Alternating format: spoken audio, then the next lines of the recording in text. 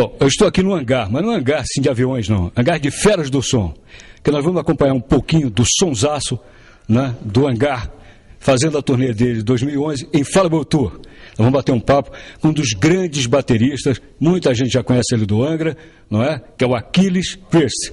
Mas é claro, o Brasil tem tradição de grandes bateristas. Nós já temos o caso do Lobão, no Vimana, que tocava um rock progressivo, ao lado de Lulu Santos, ao lado do Hit, né? Nós temos, enfim, Chico Batera, que já é de outra tribo, mas hoje nós vamos falar com a fera do hardcore, que é o Achilles Pearce. E claro, veio um show da galera do Hangar, aqui no Sumatra, no auditório do Sumatra, um showzaço, que também vai ter uma jam session aí, de um aspecto de workshop de bateria.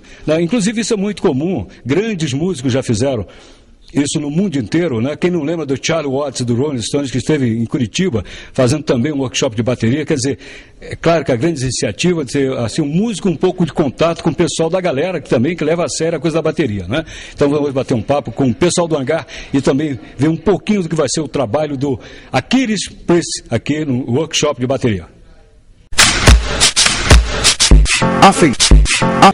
As feras lá na Som Cake, eu já fui hoje de manhã lá, comprei uma capa de cavaquinho, lá o pessoal tem de tudo ali dentro. Então, vamos dar um pulinho lá na Som Cake, ver o que rola com a